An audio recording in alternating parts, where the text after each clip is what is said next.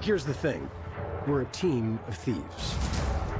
And when you do this, you're bound to make enemies.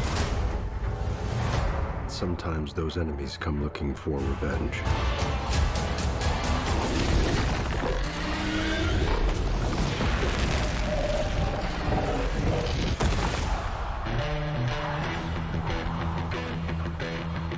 Truth be told, we helped the wrong person steal the wrong thing. We didn't mean to unleash the greatest evil the world has ever known. But we're gonna fix it. So how do we pull that off? Figure it out over a drink? Probably best. You need Kool-Aid. To give us a fighting chance, we're gonna need strength. You got this, right? I know you don't. We also need courage, Back to school. magic, and you.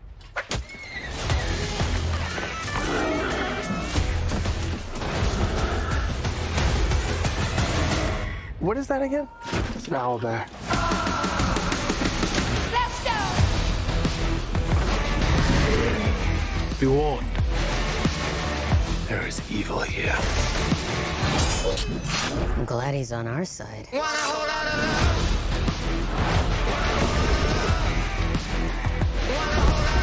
This one's dangerous. But whatever happens,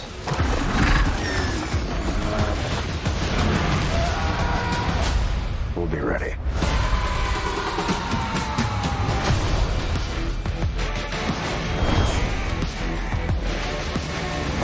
What is it exactly that you bring to this? I'm a planner. I make plans.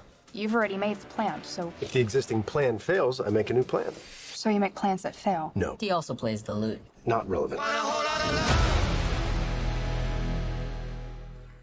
Welcome, welcome, weary travelers.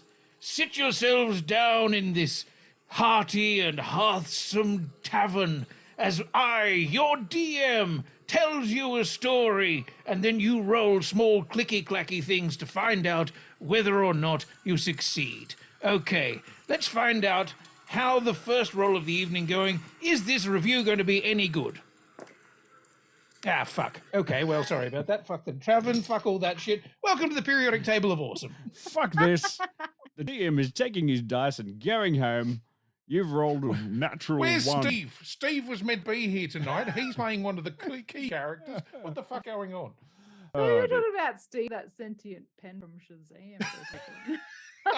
Steve I'm the like, pen. Steve? Why not? Steve the pen.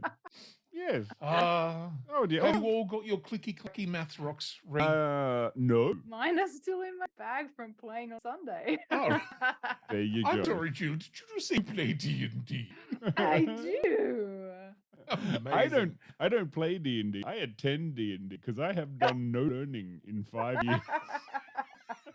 And anyone Oh, who's dear listeners, you don't know how true that is. anyone, it's like, what's an action?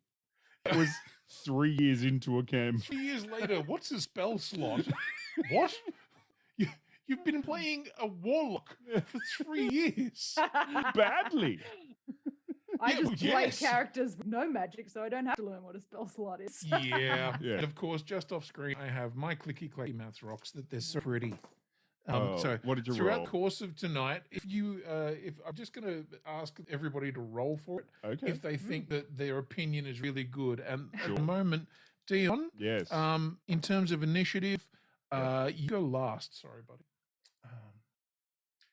Yeah, sorry, it's just the way it is. The dice have spoken.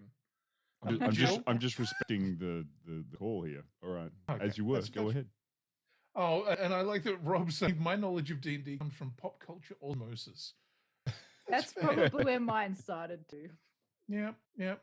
So, I mean, show of hands, who here played D&D when they were little? A young'un. No. How old were you when you played your first D&D? Well into middle age. I'm trying to do this math in my head right now. Okay. I want to say 34, 35? Yeah, right. Okay. Yeah. Look, I also I like Adski's, excuse me, I'm Sliver. Oh, no, I won't say that. do you remember also, I just wanted to call your attention to this. This may be podcast number 309, but I'd also like to say this is about Dungeons and Dragons Honor Among Thieves and not podcast 19 that we did, which was about Dungeons and Dragons, the Dungeons and Dragons movie from the 90s. Oh wow! No, from the 2000. Thank you very much. No, I'm definitely calling. I'm going to call that one that needs to be relegated to the 90s. That's last century version of a movie. Yeah, which is in so many ways a shame because that movie is magnificent in so many ways. Couldn't finish. Magnificently shit is what you meant to say. Somebody sent me a clip which I will make sure goes onto the page, which is from that movie, and it's the amount that Jeremy Irons is chewing scenery. It's got like a little scale at the bottom, and it starts, with him going, "Well, the dragons have come for us," but then it just starts creeping up until he's like, "And now," and you're like, "Oh, good, excellent." Quinny, I think you should roll for every time before you're going to make a comment. You can roll for accent. So you roll, and if you don't roll high enough, you have to do one of your good accents. Okay. Yeah, like your very excellent Arnold Schwarzenegger is. I literally just rolled a natural 20. I will show that there. That's just you talking in your normal voice. That's what. Yeah, that's just me talking in my normal voice. So fucking sick dicks to everybody on that one. We'll just get into the sexy voice. It's like, anyway, sorry, I don't know what we're doing. This has nothing to do with D&D. We're running our own campaign. Yeah, absolutely. What kind of character are you playing, by the way, Dion? Now? Yes. Currently, I am a half-orc bard. I just met Dion as you. Oh. What kind of... Oh, half-orc bard. Yeah, good. Yeah. No, I'm the Barbarian, like always. Yeah. And Neil, if you were to be a character type, what is your character type? Oh God. Fuck. I don't know. I think I'm very chaotic neutral though. Yeah. I don't have enough understanding of classes and races. I'm sorry. Excellent. And just like all, I just throw dice on board. And just do like all stuff. good Dungeons and Dragons, we're going to spend the first 15 minutes of this podcast working out what classes we are, assigning slots to everyone, and rolling I am dice. certainly not hardcore at this at all. It's just fun. That is probably the best way to actually do it. Sure. I mean, there are people who take it very, very fucking seriously. And Yeah, that's okay too. People are I allowed just to. discovered that I enjoy role play and not the kinky kind, just the tabletop kind. But you can do kinky stuff on a tabletop too. That's fine. But you do you. You do you. Or somebody else do you. Choice is yours. Yeah. I mean, or you do them. Whatever. But yes, This is not the tabletop It's all conversation I was consensual. having tonight. That's where I thought this was all going. I had a whole bunch of puns about D&D and dice rolls. Now I'm getting to a thing like, do I need a safe word? Yes, absolutely. I'm just going to check on the accent on that one. That's an 11, which means yes, you need a safe word. I've discovered that I quite enjoy non-magical characters though. Honestly, for most of the time that I've ever played D&D, I have avoided using magical characters because managing fucking spell slots and all of the bullshit that goes with magic, more hassle than it's worth. Currently, as far as I'm concerned, my personal, I am clearly a dwarf. From the dark underground realms of Craghammer.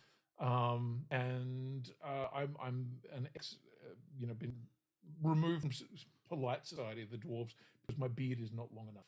So I just had a request to move many of the D&D characters around the screen so the ticket can be read correctly.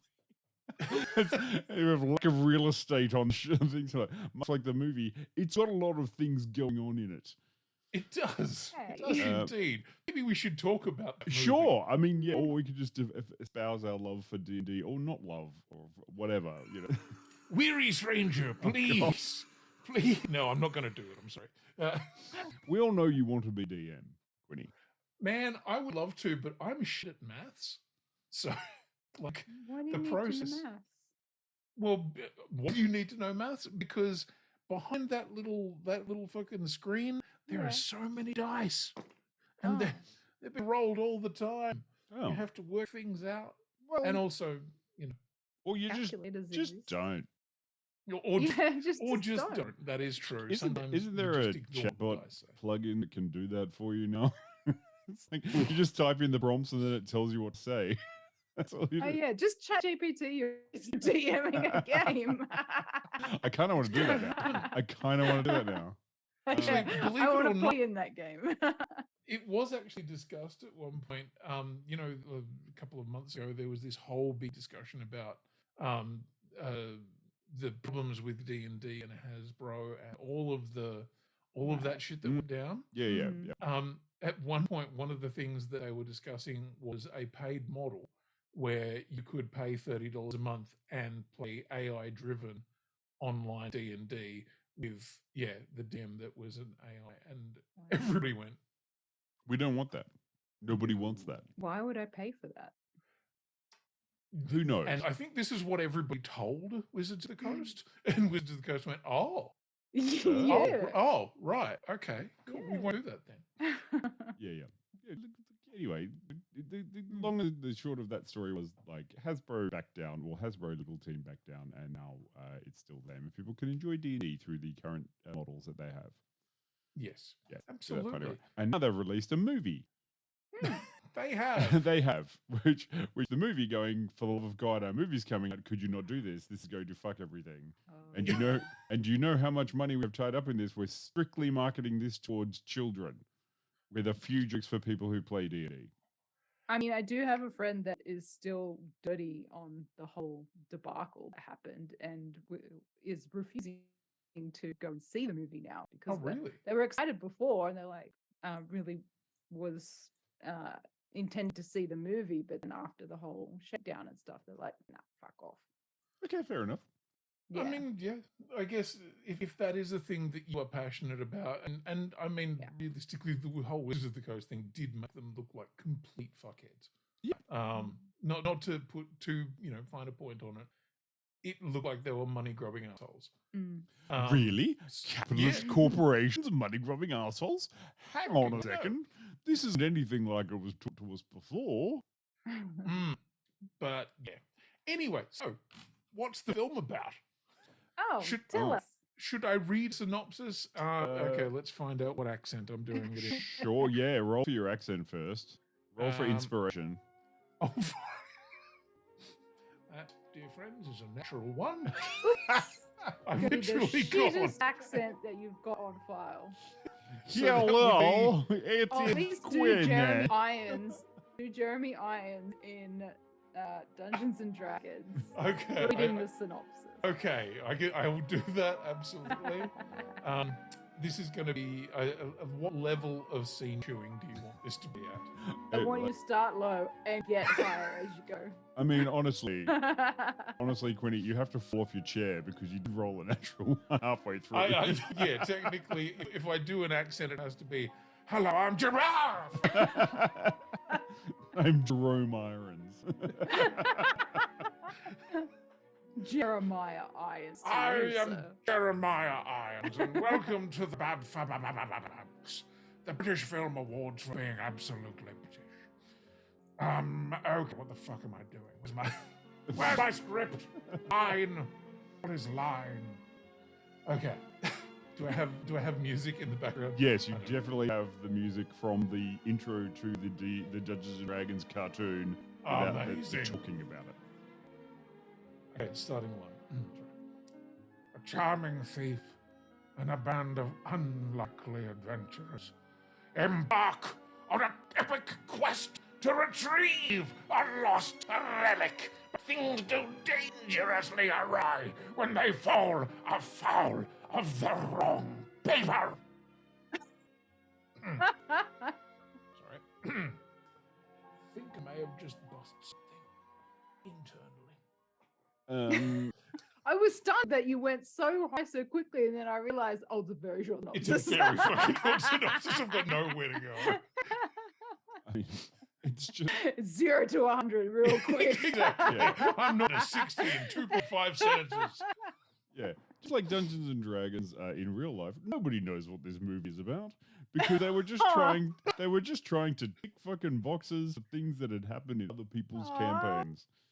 You've up, got Dion, some it was snark about this. fun. Why? The movie isn't that good. Okay, who did you see it with, Dion? I saw it with some friends, and they played D&D.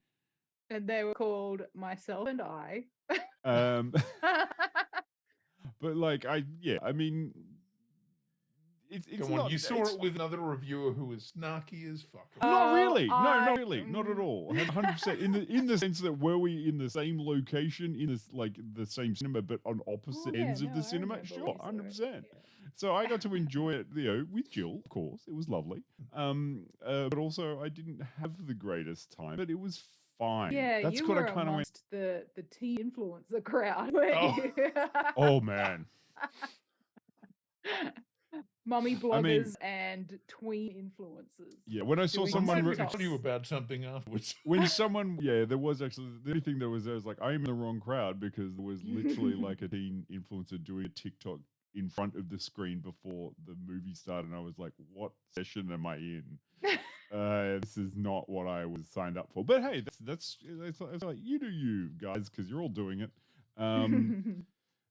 You're all very enthusiastic, and I hope you enjoyed it. But see, this is the thing: you've got to balance that thing. Who is the D&D movie for? Is the D&D movie for people who play D&D and finally want to see stuff replicated on the big screen, or is the D&D movie another way for them to make more money by encouraging people who are younger to get into Could it D&D? not be both? And I don't think it succeeded in either one, I disagree. and that's okay. And I think that's where we're at. This is Yeah. okay. So first of all, roll for initiative. Who, me? I haven't got a Yep. dice on me. Fuck me! I've left my dice somewhere else. I don't know. You roll it for me. Roll for me. Oh, for fuck's sake. Yeah, you're war driving my character. Okay, here we go. Right. Okay, so you're on the pre-dice. You've rolled an 11. Yeah, fucking sweet. Oh shit! I've rolled 11. Roll these. Fuck. We both rolled 11. Yeah, well, Go, Jill. What go, do you? Jill. Yeah, Found you go. dice. Nice. What's your All right. What's your initiative? Hang on. I rolled a 17. Jill goes first. Holy shit! sure. I feel like as a casual D&D player, someone that is not hardcore, it was a very enjoyable fantasy film. And I liked seeing the little things going, oh, that's that, and that's that thing. And oh, the paladin is so paladin-y. I couldn't enjoy it. I had a really fun time. I liked the movie. I liked the characters. I thought all of the representations of the classes. Yeah, I knew where you were Fuck going. me, Hey. were good. Yeah, I really liked the movie. Nice. Yeah. Right. Dion, you rolled an 11 and I rolled an 11. So Sure. I don't know. What's your Constitution score? Today, low. Oh, okay. Right. Well, I'm I'll gonna- get the drop on you. I got no fun in this bad boy, Quinny. Oh, so we're not actually in combat. We're not in a combat round at the moment. No, This oh is- fuck! Stop being such a nerd and tell me your opinion of the movie. Wow. Get to You were the just so bitter about this. I'm get to getting the into this. fucking monkey. Okay, fine. Right, go. So I thought it was fucking great. I had an absolute ball with it. I saw it with a couple of other friends a friend and his partner, who he's been a D&D player for, fucking 30 something odd years. I first played D&D when I was about 20, and then didn't play it again for another 10 years. I played a lot of other games, but not D&D. And I listened to Critical Role. I watched Vox Machina. We played D&D. So I was kind of like, okay, let's see how they can do this. I thought they fucking nailed it. It's got the spirit of D&D. the feeling of kind of freewheeling, goofy characters who are just as likely to fuck things up as get them right. And the choosing a bard as a lead character, bold move, well, not something I would have done. But I think Chris Pine kind of nails it. Like he's I think you charming. need that charisma to push a film forward. There are some choices in that I was a bit like, oh, okay. Like Michelle Rodriguez as a barbarian, I was like, okay, cool. Wasn't what I was expecting. And like there are things that people who are hardcore nerds will get angry about. That and actually what I do love, there's a series of video clips doing the rounds that have actually been put out by Paramount that are clips from the old D&D cartoon where it's the DM basically explaining why the movie isn't like the game, and maybe you're a bunch of nerds and just go and watch the fucking film. And I really like that because this movie is all about rule of cool. And to anyone who doesn't know what that means, that literally means if it's cool, let it fucking fly. If it goes against what the dice have said, it doesn't really matter. Go with what's cool. Let the players feel cool. And this does a lot of that. There's a lot of just, it's fun. It's cool. The paladin's paladin-y, as you said. So paladin-y. the druid is the character I actually think gets underserved. She's cool. Yes. But she doesn't get enough to do, and she doesn't get enough backstory. Yeah, and I also had like some questions about the characterization as well. Okay, what sort of character questions? If she's a tiefling, why is she beige? I did wonder that. Nobody really explained what a tiefling was. No. They just expect you know. It's like, but she looks like a human and she hates humans. I did, yeah. There were choices made that I did kind of think, why? Tieflings usually red, purple, blue, pink, bright colors. Colored. And this one was distinctly flesh tone. Yeah. Yep. And awkwardly, I mean, one of the things that is kind of weird about her is that, I mean, tieflings also not usually associated with druid classes. Yeah. Yep. Yep. And part of the thing is that the character looks an awful lot like one of the characters from D&D, from a Critical Role. Yep. Yep. Who is a druid and like wears green and has red hair and has like little antlery things. Yeah. I mean, it was kind of like we're doing Keyleth from Vox Machina without doing Keyleth from Vox Machina. This is the Keyleth you've got at home. The one we ordered from Wish. Exactly. That's unfair. So yeah, that kind of thing did kind of make me go, don't quite know what they were doing there. Yeah. But I quite like the sorcerer. He's a bit shit. Yes, I did like the shit sorcerer. I very much enjoyed the rogue, Hugh Grant. So, putting it out there, I thought Hugh Grant was having a fucking great time. Hugh Grant is in his quirky villain era, and I'm here for it. Yes, he was so enjoyable in Operation Fortune as well. Yeah, I haven't watched that. It was funny. It's a dumb action movie. Oh God, Dion, just stop being sucking lemon and let us have some fun. No, I refuse. I am here to ruin everything for you. I like Rob's idea of it. For the second movie, it should be the same actors, but they're playing a totally different class of characters. Yeah. Hugh Grant as the barbarian, and saying, one of them like to rage. And one of them must turn up and say, "I am the son of." That character, same name. Look, go on. I had a pretty fun time with it. I thought it was, you're all like, "Oh, you hated it." I was like, "No, I didn't hate it. I had problems with it, of course, but I had problems with lots of movies and things." As a D&D movie, I thought it was way better than the first Dungeons and Dragons movie. So that was pretty low bar Yeah, that's to a low get bar. over. Yeah. But also, they didn't kind of just step over it; they leapt over it. So I was sort of like, "Well done, that's great."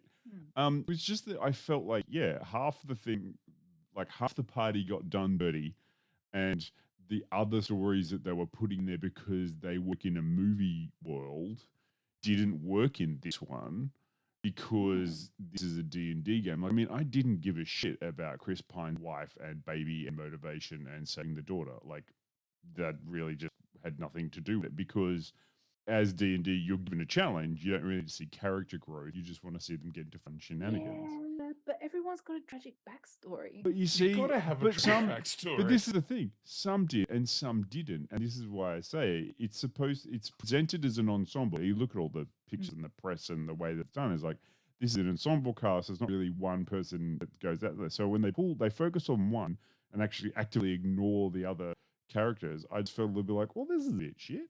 Like, I want to know about everyone. I want everyone to have the proper resolution. You know, you had a pretty good villain. You had a fun time. You had all of the points there where they were to all come together and use their abilities together to defeat the thing. And it was like, yeah, this all kind of works. I'm ready to go for it. This is kind of fun. A few jokes in there. It's like, no, I know what you're doing. But you know, when it came down to those beats where it was like, this is dragging, like this part is dragged really badly. No, dragon. No, fuck. But it succeeded the most, I say, like when it lent into the stupid nature of some things, like the paladiniest paladin of all paladins was great. Like, the most lawful good person you could ever think of. Absolutely 100% great. Paladin that I thought would be a stupid character and end up I'm like, no, that's absolutely a paladin, and you know people can do that. And I think I just got a little bit annoyed with some of the characters getting sort of sidelined for no reason when they actually had really interesting things because you're focusing on weird shit. Like I didn't really need to see the Barbarian's ex love life thing that's going on. It was kind of funny. We'll talk about later. It was kind of funny, but also like I didn't need that had no relevance to anything.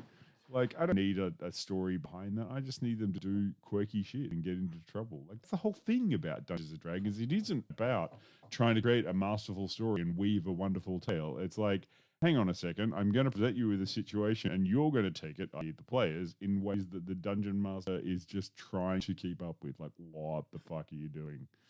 Okay, fine. You know, you walk into the tavern and then the first thing you do is like, oh, well, there's a person over there who's asking for help and there's a giant quest for the realm and you're going to spend 6 hours talking to the bartender because it could be funny. You know. Yeah, but as a player, I like to have my character explore their story. And I feel like they were taking little side moments to explore characters. Maybe not enough for, we've only got 2-ish hours to tell a story in. We can't go We only got one backstory, which was Chris Pine's bard, and then one sideline story, which was the barbarian who I forgot, Michelle Rodriguez, Olga's husband, which was fine.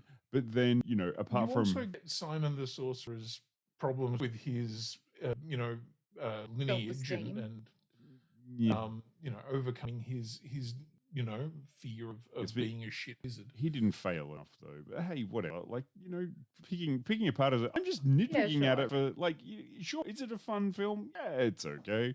Is it really Dungeons and Dragons? Yeah, I'm like, kind of, just not enough.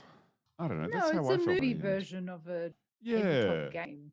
Yeah, but I mean, I think this is the beauty of it. You can never make a 100% perfect Dungeons and Dragons movie because every single Dungeons and Dragons game is different.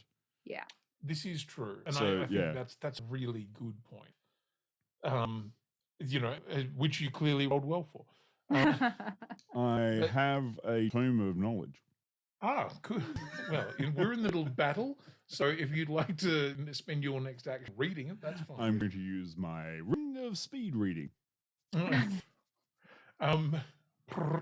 Yeah, I think that is a problem with D&D as a concept that you are trying to put on the screen, everybody's experience of it is so personal. Yeah. Like when you talk to somebody, it's like, what are you currently playing? You know, what is your character? What is their class? What's their dark backstory? Mm. And so that's never gonna translate particularly well to the screen. Every time that you see it done, it sort of feels like it's trying to expand on something. And also, we put so many more hours into it. You know, a D&D campaign is how, 30, 40, 50, 100 sessions at 3 hours, 5 hours a pop. You know, that's character. You have 90 minutes. Go on. What could you get out in that 90 minutes? So it's a difficult thing to translate, but I actually think this did as good a job as I've seen. Like, there was another one, I can't remember whether we talked about last time, called The Gamers. It was like a zero budget thing from back in the early 2000s. It did the kind of D&D thing where, like One for All, which is the Australian D&D web series, Yeah. you see the players and the characters. Oh, okay. And so you kind of see somebody saying, okay, I'd like to use this ballista to backstab that person. And you like, the siege weapon. You'd like to... So the players are there negotiating with the DM going, okay, you want to use backstab to use a siege weapon to roll for it. And of course he rolls a 20. So the next thing you cut back to is a guy rolling a siege weapon behind the other dude. Just go, that kind of thing. That's comedy, but does it make for a big film? A big, $70 million fucking huge blockbuster? Probably not. Yeah, like, is it a D&D film or is it a fantasy film that uses elements from that world? You know? And I think it was a love letter to D&D, but very much just a fantasy film. Yeah, and it's not like kind of it drew that line Because they don't between... at all like make reference to people playing this or the characters having an alter ego or anything like that. It's very much, here's a fantasy world, here's a story that's unfolding. The stuff that you see in here can be found in a D&D campaign. Yeah. And I guess that's probably what the intent was to tell a story that allowed other people to go and play their own campaign. Sure. As opposed to, let's be honest, we're kind of wanting the meta. This one felt like a lot of like Hasbro getting in on, like, hey, they enjoyed Lord of the Rings, enjoyed the success of Game of Thrones and all those sorts of things now. So people actually really understand the whole idea behind fantasy and dragons and all that kind of stuff. But this is why I felt like it was strange, because it was like, it felt for kids because it was like, oh, well, we can get kids into this because kids can do this because it's not too bloody and gory and it doesn't have all the incest and weird shit of all this other stuff.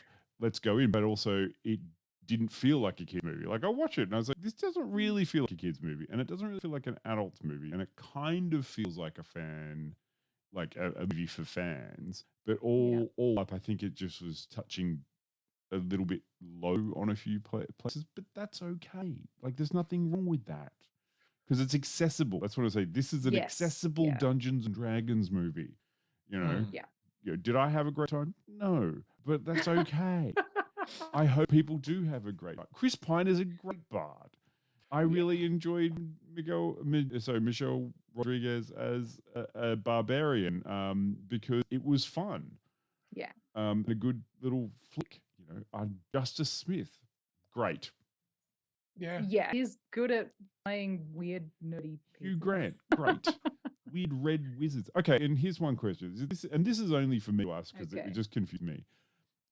If Justice Smith's character is a sorcerer, and then the red wizard is a wizard, okay, why isn't that flipped? Because I always thought that wizards were good and sorcerers were evil. So sorcerers have, like, you shouldn't have a sorcerer villain and then a wizard dude.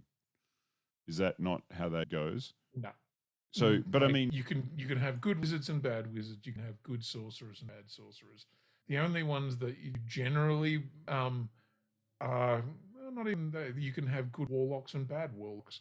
The only thing about a warlock is where what deal they've done to get their power, whereas wizards learn spells, sorcerers um, do different kinds of magic. so It's shouldn't just that have just been flipped in this sort of thing? Because it felt like the red wizard definitely had done a deal to get power, and the sorcerer was learning, like the other one was learning spells. Did that not feel strange? yeah. Is, I mean, am I just looking too hard? I do think actually, if we're going to get into some of the negatives, because like as you said, Dee, you didn't necessarily enjoy it. I did. I had a fucking ball with it, and it was a lot of fun. There are still things that I think are maybe a little bit wonky. Like, I couldn't really tell you much about what the bad guys were trying to do. They were trying They to were make the trying to turn red people thing. into zombies. Yeah, I don't know why. I don't know what god. I don't really know. Like, Yeah, but how did they were there. They were clad in red, and they were all. Yeah. And there was the horn. There was the smoke. And then there were undead, and then there's some sort of undead assassins which have independent thought. They're not really zombies, and I couldn't really understand that. But hey, sure, maybe I'm just dumb. But there was a balloon with Hugh Grant's face on it, Yeah. and I liked that because it was dumb. One of the things I did love is the amount of practical effects in it. That for a film could have been just overloaded with heaps of CGI. There was a lot of practical. So Yeah. Jonathan, the Aarakocra, Jonathan. fucking love Jonathan. It's amazing. There were tabaxi all over the place. The furry cat people. I'm like, fuck yeah, this is sick. I love it. There were Dragonborn also all over the place. The Dragonborn looked good. I'm pretty sure there was only one that they painted different colors, but that's fine. I don't care. It's still cool. Yeah, it was still cool. But yeah, I can't even remember Jonathan. Jonathan was the big bird griffin Aarakocra, thing. the bird guy they're waiting for at the start. This story goes so much better if Jonathan's here to hear it. Right, yeah, okay, yeah. Now I'm with you. Sorry. Again, strong open. I just totally had forgotten about it. I just love the stupid name because our campaigns have stupid names like Jimothy and stuff like that. This is Jonathan. And I certainly didn't realize that it was Jonathan. I thought they were pronouncing Jonathan weirdly, but yeah. And the world is, pretty standard, bulk standard fantasy. But that's what you want. You want to be able to imprint things onto it.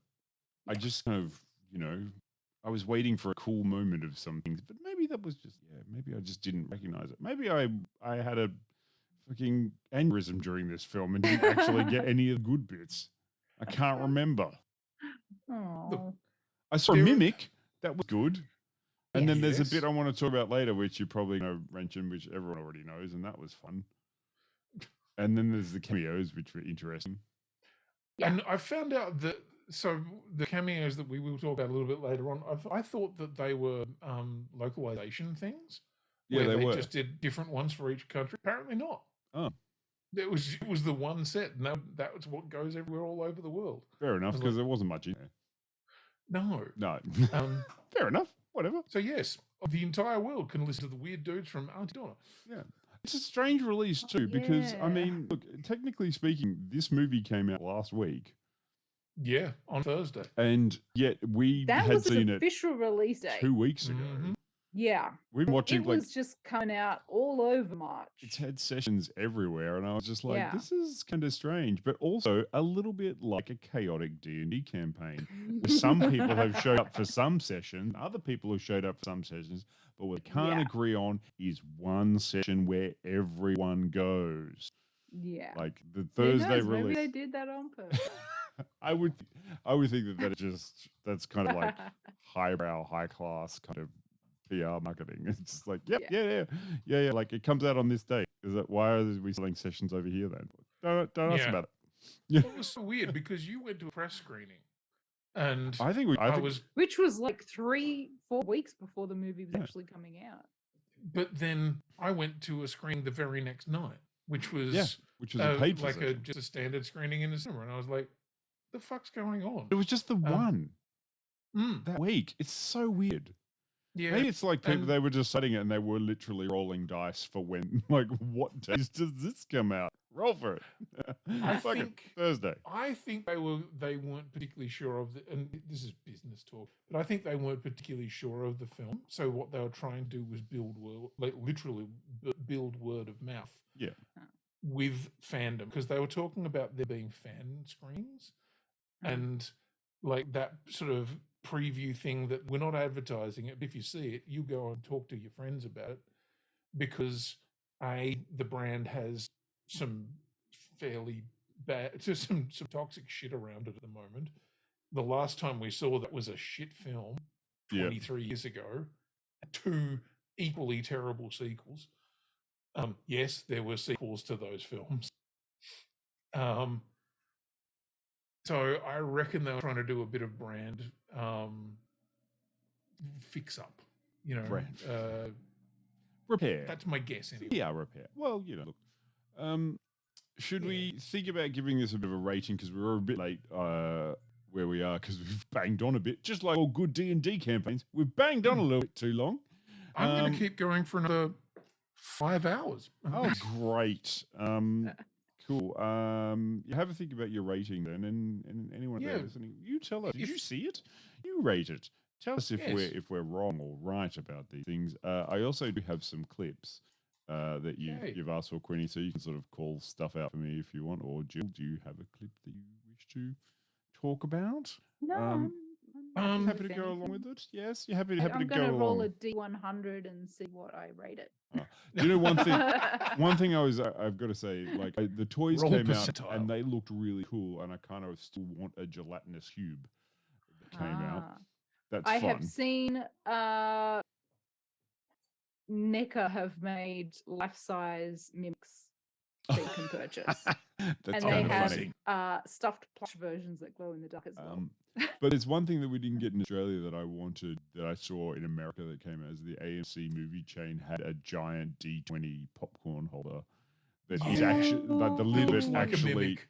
roll. You actually roll. No, it was it's just a dice. It's a big. It's a dice, D20. but it looks like it's made of scales and stuff like that. Oh right, yeah, but that'd be It great. looks real cool, and I want one. Real I'd bad. definitely get one of them and roll it out.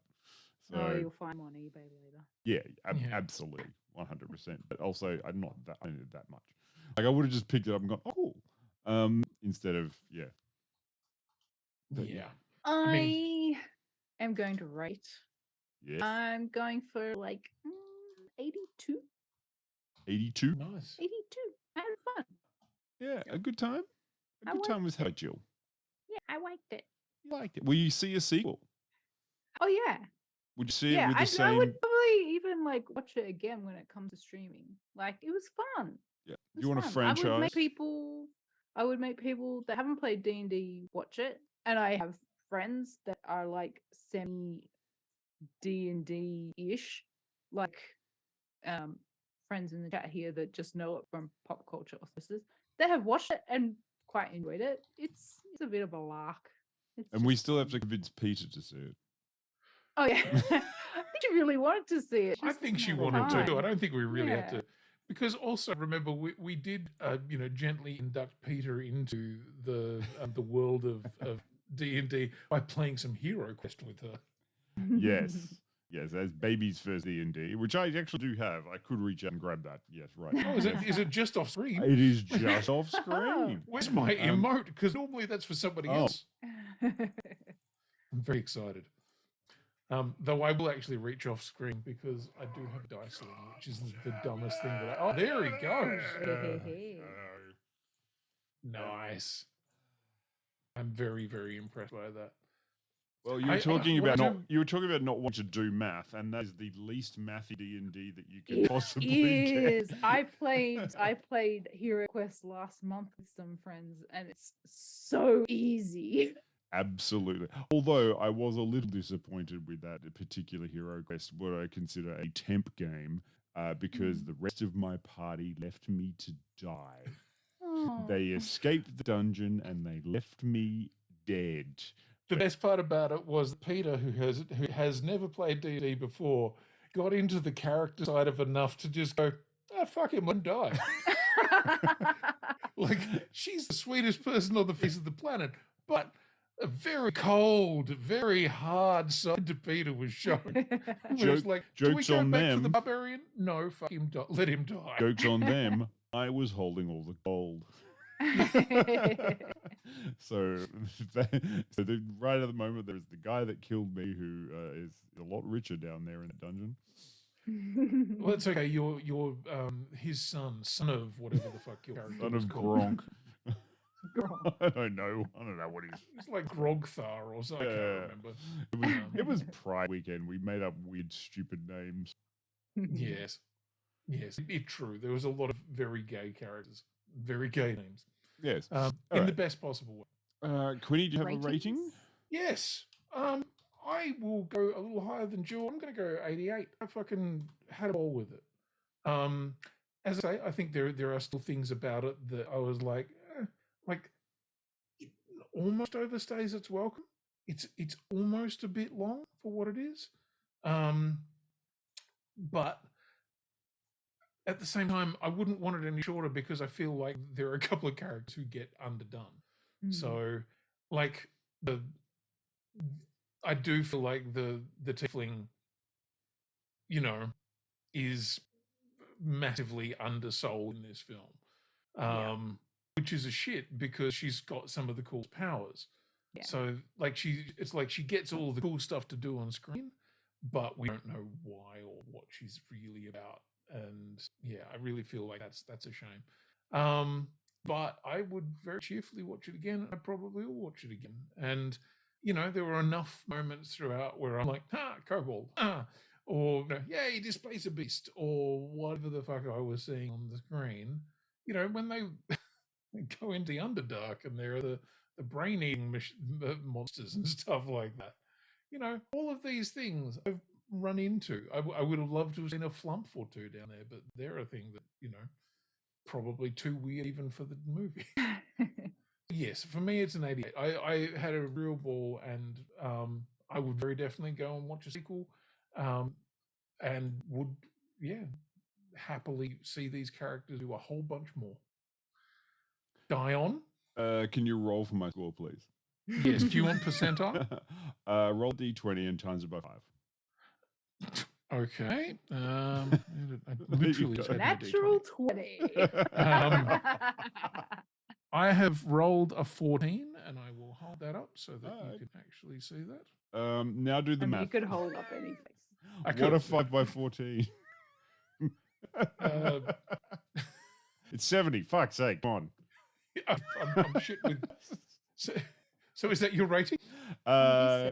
Yeah, actually, it was pretty close to what I was gonna go, but I'm gonna maybe a little bit more. I'm gonna go 75 because I did have a good time. This is the thing. I did have a good time, and there were some faults with it that I thought, this is a bit stupid and shit. But also, there was enough there to make me go, this is great. I just felt I spent too much time with Chris Pine, and not enough time with, as you said, there were people who were undercooked in there, and I don't have none of the complaints of purist D&D people going, well, she couldn't be an owlbear because that would mean it's a cross. It's no, fuck it, I want to see an owlbear. I want to see weird shit. I didn't come to the D&D movie to not go along with it. It's called Dungeons and Dragons. I'm not there going, well, this is not historically accurate. I'm sitting there going, oh yeah, great. I just feel like I needed a bit of bardic inspiration.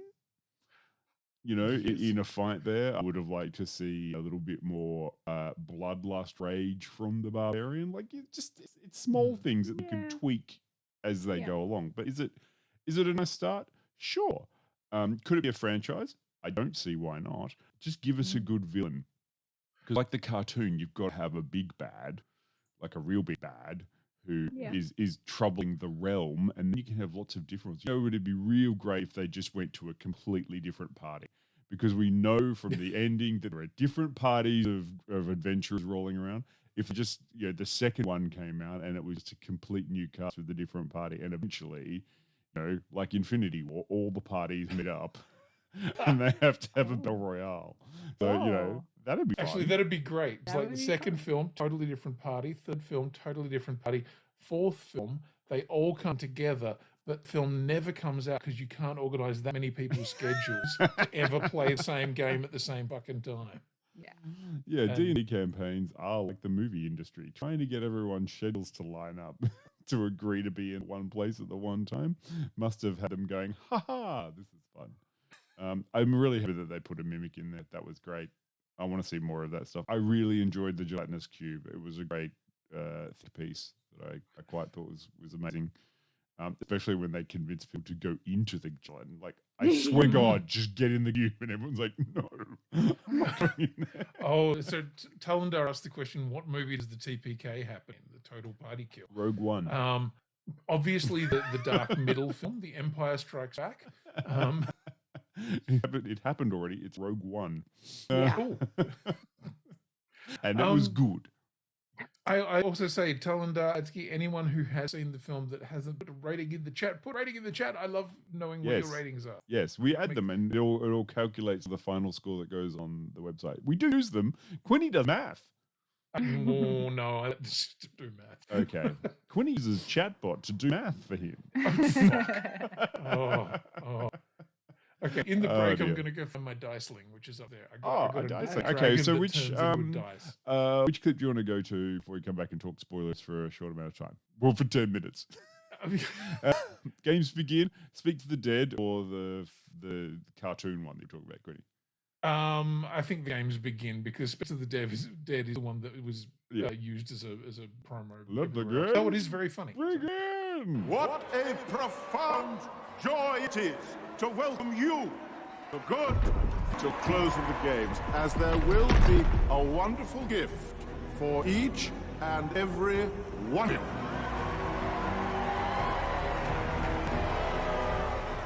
Do a little bit of a taste of the Dungeons and Dragons movie. Yes. Do you want to see it? I want to see it again. So go figure. Sure. I mean, how did you find about that one? That was the one. I better put the spoiler logo up. How did you find the final thing, which was the maze that they did at the end there? Did you think that worked? I had my little Leo moment of like, oh, when I saw the other party, it was like, it's the cartoon characters. Actually, very cute. Hopefully we can go out on or possibly play one of those other the animated, but because there is some funny shit in there about the other characters. So did either of you watch the D&D cartoon when you were a kid? No, but like I immediately recognized characters because like I've seen it around enough. I remember and the costumes are just so distinctive, like especially in this setting. I remember seeing the Dungeons and Dragons. Like, I mean, what I remember, the two things I remember about Dungeons and Dragons when I was growing up was the cartoon playing out of, so it confused the fuck out of everyone, and the figures were shit. There were no figures. I thought there were. No, this is one of the things that they never actually released. Okay, so they released Dungeons and Dragons figures, but they were never from the characters of the cartoon. Yeah, right. There are a whole bunch of other characters who were like vaguely important in D&D, but not the ones from the cartoon. It's Bernstein or Berenstain. Exactly. I thought that there was there. And the other thing was there was the huge moral panic about Dungeons and Dragons being Satan worshipping, and so my parents might have fallen foul of that kind of thing, going, "Oh, I don't want you doing that sort of stuff." It's like there was a film that had Tom Hanks in it, being completely subsumed by Dungeons and Dragons. Yes. During that whole satanic panic thing. Exactly. I mean, if only they just reminded everyone that, like, no, what we want people to do is get graph paper out and then do math. Everyone would have been like, oh, well, how is that satanic? Yeah. Everybody's like, oh, it's so bad. All these people, the dungeon master tells them what they have to do and then they have to do it. I'm like, you have never played this game. Yeah. Yeah, all of these people don't believe in vaccines and treat everything with essential oils. So, that's how life's working out for them. That's the one. Ironclad Eminem has said the name for the Tom Hanks movie. It's Mazes and Monsters. Cool. That just reeks, doesn't it? It's like one of those, midday movies. And Tom Hanks is so young. Probably better than a Dungeons and Dragons 2000 movie. I don't know, Jeremy Irons. He's giving it what for? Yeah, look, I enjoyed the appearance of the original cartoon adventures. I decided I was going to go and watch a few of the episodes because I don't remember seeing it as a kid either. And that whole thing of it being played out of order, it was a Saturday morning kids cartoon. There was never a beginning or an end. Like it was just like, yep, there are a bunch of kids fell into the D&D land, and then they go on adventures. Okay. Yes. Bad guy shows up occasionally, goes, "Rah, I'll get you next time." But it had good, like, just like Transformers, just like all of the He-Man cartoons, like all that. So it had really strong visual simplicity. And, everyone had a different class and different colors, so you could distinguish who they were and what they did. And it's lovely that they put them in the Dungeons and Dragons movie, in that maze, which was great. I just wanted them to use one of the things that they had, like the bow and arrow, the shimmering. I wanted the dude with the cool, all that bow kind and of arrows stuff. of light. But did we have fun? Yeah, it's great. So Bradley Cooper. My word. So we are in spoiler territory, by the way, everybody. Yeah. So just in case you're not entirely sure. What race was he? I don't know. He was a halfling. Oh, I'm okay. pretty sure he was just a halfling, and that fun. had a long and potentially happy relationship with the Barbarian, but it just hadn't worked. He out. had a type. He had a type. He did. And she had a type. Yes. Oh, it was ridiculous. It was so funny. I loved it. It's funny, like in Critical Role, the second campaign, the character who starts off as a goblin, and her husband is a halfling called Yeza, who is exactly like that. And I swear to God, the writers were just like, I want to put Yeza in this film, but let's make it Bradley Cooper. He's just really lovely, really supportive. He just wants the best for you. And whatever you want, honey, if you want to go adventuring, that's completely fine. I'll be at home in my giant chair. Normal sized house. Yeah, I mean, totally. Like, it was sweet and lovely, and I didn't mind it. It was just kind of like, why is there this backside story? Why is this even a thing? Like, I mean, do I understand a strange side quest in a D&D movie? Absolutely. Yeah. Why not? But yeah, If she hadn't gone back, they wouldn't have had the hither thither stick. They would have been able to do the underground thing. Yes. I actually saw one of the clips of how they did some of the camera stuff with the hither the stick, and I was like, that's pretty fucking cool. So that where the tiefling goes through the floor and sort of bounces up into the car. Yeah, that was cool. It was very, very cool, and like walls that pull away and stuff. I loved how practical they chose to make a movie that could have been very, very CGI. Yeah, I mean, except it was very CGI because almost everything else. Did you forget the wizard hand battle? Oh, that was so much fun. Love the wizard hand. Yeah, that was all practical. Really, it was just someone with a big hand. Yeah, I must admit, I did want somebody in the background going, Scarlet's hand! Yeah. Yeah, look, having a big hand was fun, and I did enjoy. I thought the Red Wizards were great. They're good, but I just didn't fully understand them, and I feel like this is one of the problems that the film has, is that you've got a lot of characters you're trying to service. Yeah. And when you bring in the paladin and he's super paladin, he just walks in a straight line. Like, where he goes, he's going to go around that rock? Nope. No, he went straight over it. Fuck, I laughed. Straight as an arrow. That was so good. That was great. They bring him in, and then he's only there for a little while. I know, it's kind of sad about that. I Yeah. really wish that he'd been in the whole thing. Yeah. But yeah. But that was kind of very true to his character. Like, I liked that bit because for the first minute, I'm like, what the fuck is happening here? And then by the time it leaves, I'm like, no, totally exactly what he would do. I have helped you now. I must return, and then just walks off, and you're like, that's definitely that guy. Yeah. Yeah, and everyone hates him. Another little thing that people in chat have mentioned is that at least one character from Critical Role got literally called out by name. So in the third season of Critical Role, the guy who played Scanlan, his character is a robot called Fresh Cut Grass. Oh. And literally named like 3 times, and I was like, wow, we I are not so here at all. Oh, I didn't know that. Yeah, no, well, and that's the kind of shout outs and stuff that you kind of want. So the people who are currently watching Critical Role, yeah, they get a laugh, and everybody else goes, doesn't matter, doesn't doesn't impact their enjoyment of the film at all. Yeah, it worked that way. It was did you think that there was anything that was revealed in it, and like the last not cop out, but like that whole thing with Chris Pine's Bard wanting to resurrect the wife, and then it ends up being the actual mother and all that kind of stuff. Very obvious what was going to happen. Yeah, it's a bit droll, really, wasn't it? I wanted them to really save the kingdom. If it's a cliche, it works for a reason. Yeah, it is. It is a little bit of cliche. It felt like it was just the way that they could get them to agree to make the movie, because they've given the characters the specific resolution that they're after, instead of the cool thing, which was like, no, we stopped everyone from dying because we stabbed a wizard. It was great. And then there should have been a big wizard turn up and be like, I'll get you next time, you crazy kids. And then that could have easily led into the next one. And there's a part of me that, that would have made sense to have a big bad, a bigger bad. They could still be, though. That's the whole point.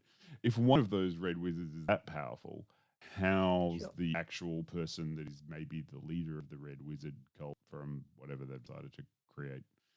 And also, then they introduced all of those assassins that couldn't die, and then just, where did they go? Doesn't matter. Exactly. And also the fat dragon. Oh, I like that chubby fat dragon. Chonky dragon. He's cute. It was very Shrekish. Yes. Yeah, you point that out. Large dragon, tiny wings, very Shrekish. If it was purple? Yes. Yeah. And then there was the other dragon, the black dragon that we saw sort of, in one of the flashbacky scenes, if memory serves. So the only way that I have engaged in this is by buying a thing called a diceling, which is it's essentially a transformer. Cool. Have you got one already? I got one because I'm a nerd. Do you have all of them though? No. Okay, because I thought I'll get the one that looks cool. So it's the black dragon from the film that transforms into a D20. Because your birthday is coming up, Quinny. Oh, well then shit, I'd better not buy any more. And that's right, you're getting a gelatinous cube. Oh, fuck yeah. It's literally just going to be jelly that Dion makes. I'm making you a gelatinous cube out of jelly. And the best part about that is it's literally 10 foot by 10 foot. Yes. And also filled with sulfuric acid. So if you do get in it, that's you'll right. be slowly The NPCs digested get over 1,000 by years. thunder chowed. Yes. Thunder chowed, which is a very different dragon. I mean, I'm kind of Don't looking. make that one. I really hope they make a Dungeons and Dragons Lego set, which looked fucking amazing. That could be fun, but yeah. That Lego set is fucking cool. Yeah. And it's interesting, clearly Hasbro, Wizards of the Coast and everybody have leaned in hard on this. Yeah. Because, coming out at roughly just before the film, there were the action figures of Chris Pine and all those characters. Yeah. But also, for the first time ever, the action figures of the 80s cartoon. Oh. Which right. at the time I was like, that's a weird fucking flex. Okay, cool. And it all makes sense now because they were in the film too. Yeah. And the gelatinous cube and these icelings, and they're all just going, yes, take all of your fucking marketing. Oh, now give us all your money. Sure, they know what they're about, son. This was just a giant ad to sell more Dungeons and Dragons things. Yep. Do you think it's going to encourage people to buy more Dungeons and Dragons things, or do you think that this is just going to be one of those, it was entertaining and then they'll move on again? I mean, I hope that it kind of removes the stigma of Dungeons and Mm. Dragons just being for like extremely basement dwelling nerdy people. And that, you know, regular people can have fun playing this game as well. Especially when you have like actors like Chris Pine and Michelle Rodriguez, who are like very cool actors, like playing these dorky characters and just having a really fun time with it. And also advocating for it Yeah. in a really positive way. Like Chris Pine Yeah, I talking linked an about article this week with Chris Pine saying that, you know, they should be teaching Dungeons and Dragons in schools because it teaches kids like social Cooperation, skills and teamwork, like, yeah, Resilience. exactly. communication. Yeah. and maths, clicky clacky math rocks. Yes. And does so in a way that is safe, but at the same time allows you to try crazy things. Because I love that everybody who kind of plays D&D for the first time generally becomes a murder hobo just for a little while.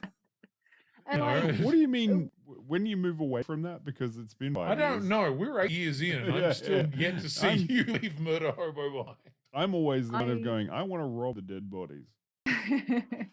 we know a teacher that plays D&D with their students. I know somebody that works in the autistic spectrum teaching young people D&D as well as like a social development skill. And I think there's just so much benefit to like getting kids interacting with each other in a respectful and healthy way, Yeah. as opposed to what social media kind of stagnates at the moment. So Gotcha. Yeah. And it is such a healthy social outlet because he's working together on a thing, telling a story, and doing it in a way that, you know, rewards collaboration, but also allows you to, you know, take risks and stuff like that. My DM, one of my DMs is in WA, and she runs a youth group in her tiny little town that plays D&D with the teenagers of the town. And it's fucking great because there's a whole bunch of queer characters or queer players who also play. And let me tell you, a lot of people explore questions of sexuality and representation through their characters before they then, you know, explore it in real life. So I think it's a way for kids to understand differences between people as well. And also, like, it is cool. These days, it's fucking cool. Yeah, It was never not cool, Quinny. Trust me, buddy, in the 90s, it was not cool. As somebody who played it in the 90s, it was cool. Sure. But now, you know, you look at it, you've got fucking Joe Manganiello who runs like celebrity D&D at his place. And there's Critical Role and Stranger Things promoting it so heavily. The name was just a horrible flashback to an idea that it was like a reality TV show called Celebrity D&D. You know, this week we have Donald Trump. You know, who are we on this week? You know, it's just all just fucking terrible celebrities playing Dungeons and Dragons. I don't really care. Doing this for profile. I don't want to watch that one. No, that's fine. I don't want that one. No, we don't have to have that one. I want that one. You don't have to have that one. And this is one of the greatest things about it is that, like, as it always has come through, D&D is for everyone because D&D is subjective. You have the best D&D experiences, or you have shit D&D experiences, but also each individual has their own D&D experience. Yeah. So you know, did they make a bad D&D film? Is Dungeons and Dragons: Honor Among Thieves a bad film? Like a bad D&D film? No, I can't quantifiably say that. You know what, Dion? I think you have brought it around beautifully because I was kind of like, oh, why does Dion not love it the way that I love it? And I've realized that that's exactly what this experience is meant to be about. Sure. You know, you take from it what you want, and that's yours. And that's very healthy. Yeah, and I think this is the important thing I need to remember too. Is like, yeah, did I sound like I hated someone? Yeah, I did, but also I'm not going to shit on you because you like it. I can't shit on people because they like something. That's so terrible. Yeah, you know. But if you're going to listen to me, whinge about stuff anyway. So, in that scene where it's bullshit. There were no decent dragons. There were no decent dungeons. I would argue there was no dungeon. Yeah, there was a dungeon start. Very briefly, yeah. I mean, that was a really nice fight where the bard just did nothing, and then Barbarian had to take everyone out, and that was in the trailer. And I watched that, and that's actually very accurate, and I like that. And they even questioned, like, what do you bring to this group of people? Like, what, you don't do anything. It's like, I make the plans. Yeah. So you make bad plans. No. Yeah. Do make things plans that fail. Which is why occasionally it would have been nice if he just played a little bit of music for them while they're huddled around the fire and everyone felt a little bit better. A little Bardic inspiration would have been good. Would have been good. That's fine. Actually, one of my favorite sequences, though, was a little bit of good D&D world building, or at least using a spell and then losing concentration midway through, and so the spell of him singing that suddenly just goes. That was so funny. Just sinking down into the shoulders. That's the best visual representation I've seen of a concentration spell ever. Lovely. Well, that was the Dungeons and Dragons. Go see it. Like, it's been out. Go do it. It's not terrible. Enjoyable. Fuck's sake. No. I watched Avatar 2 last week for the first time. Oh no! Holy shit! Oh no! That's a bad movie. That's real It's bad like movie. 3 hours of self-flagellation. It's not even 3 hours of self-flagellation. It's 3 distinct movies pushed together Smashed into one together. big movie that is just boring. Oh, Yeah, dear. I wrote a review of it around December, and you can find it on the website. Sure. But yeah, And it's then, I mean, hey, this is, I think for that one, is like, I do not understand how they're like, it's one of the biggest movies of all time. I'm like, it cost $500 million. It had to, you have to say that, because if you admit that it was shit, you've lost $500 million. well, and it was one of the biggest movies of all time because they paid all the other fucking movies to stay out of the way. Like, I don't even believe there it was nothing else released against it this year. I believe there was a massive fucking tank that just dropped. Like, it just cost so much money, which is probably why it's killed a bunch of other Disney projects after they picked up Fox. Anyway, that's just me. I have no evidence for that. Anyway, what are we doing this month? Because it's now April. It's April. It's April. We're late. I wrote the schedule and did put it on the website or on anything yet, but I did. But we will. We will. I'll do it tonight. I now have to go and find the schedule. And Well, look at we're it doing because I Dungeons can't and remember. Dragons today because it's the 4th of We're April. doing And then next Super week. Mario movie next week. And every time I see that trailer and hear Chris Pratt saying "Wahoo," I cringe and die a little inside. Well, Jill, you and I will cringe and die a little tomorrow night when we go and see it. And then Yes. we're planning on doing Renfield on the 18th, and then Shrinking, on Apple TV. There Yes. you go.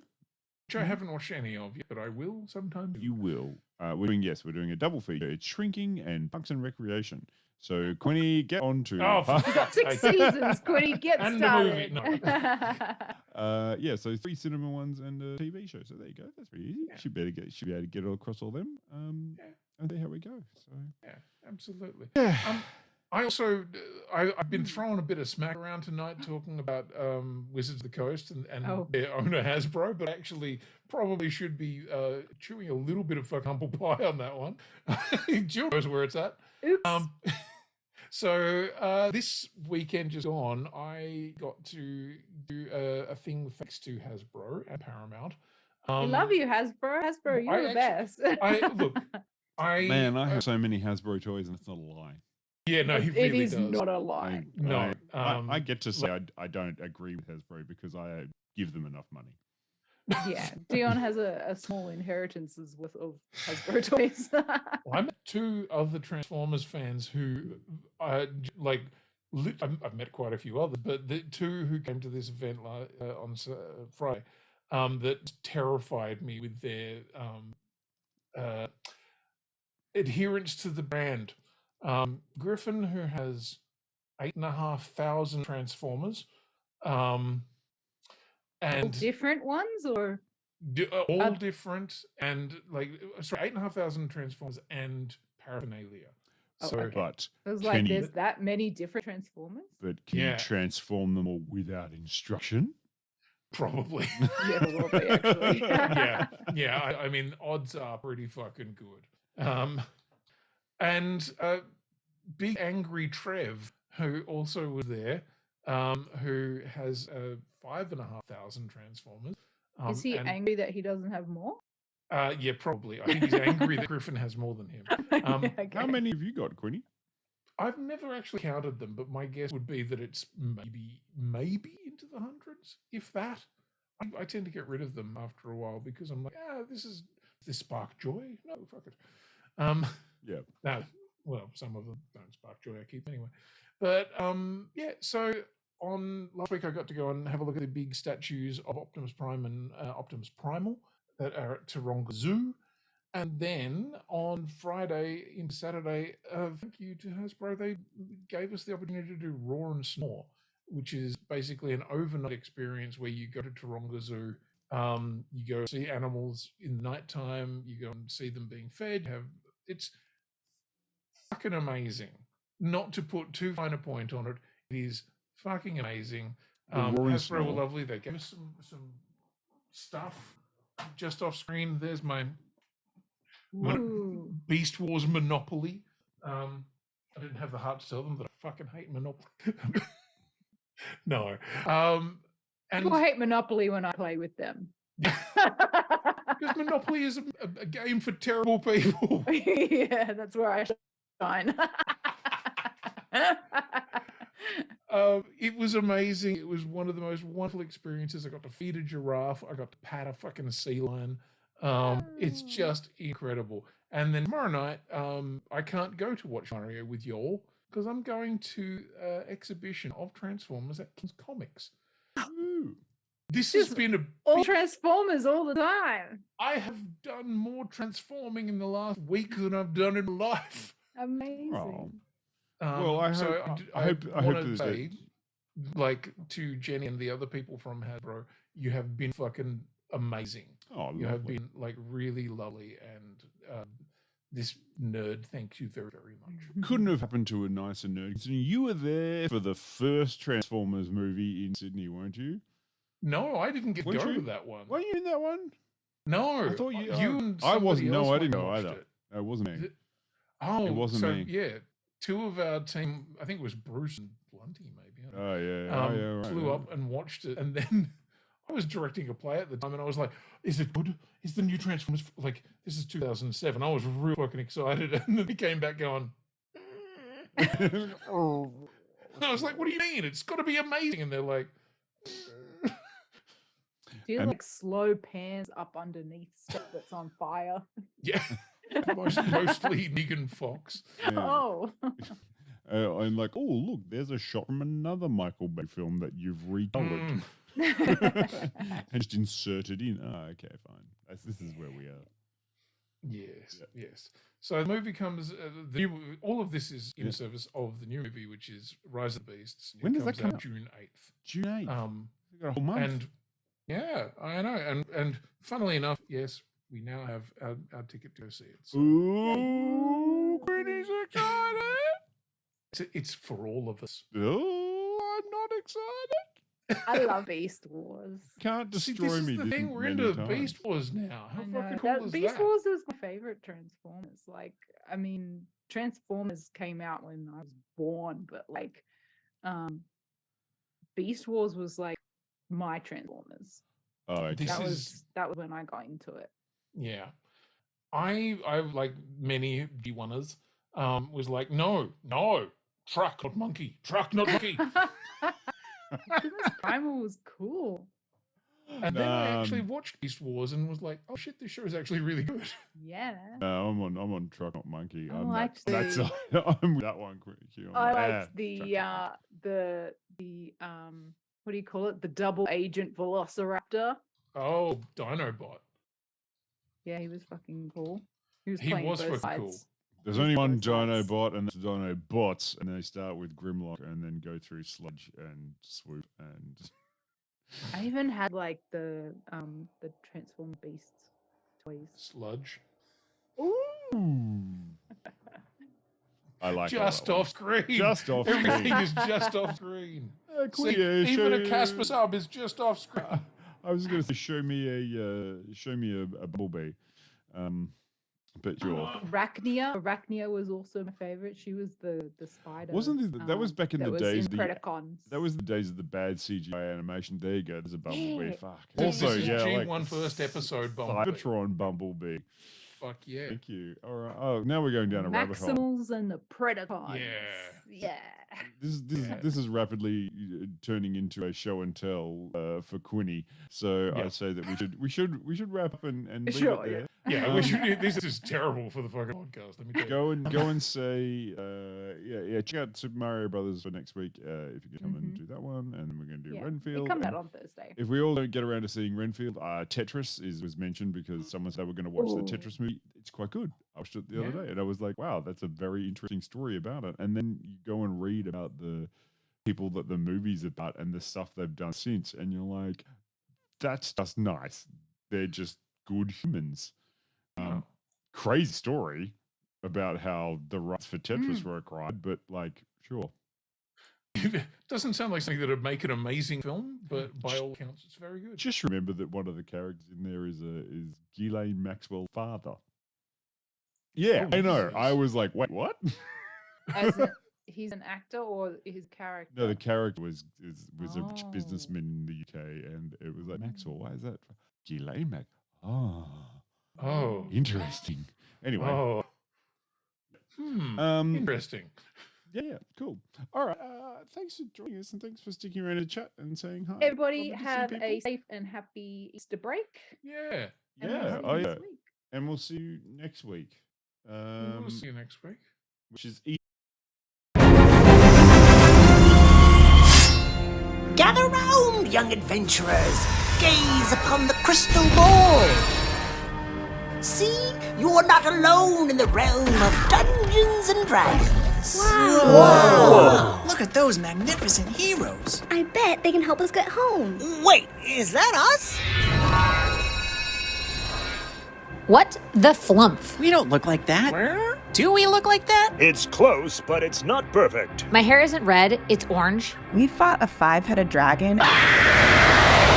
And now we're just a glorified cameo. I think it's cool being an Easter egg. You're 9. That guy's like 40. You should be the most pissed.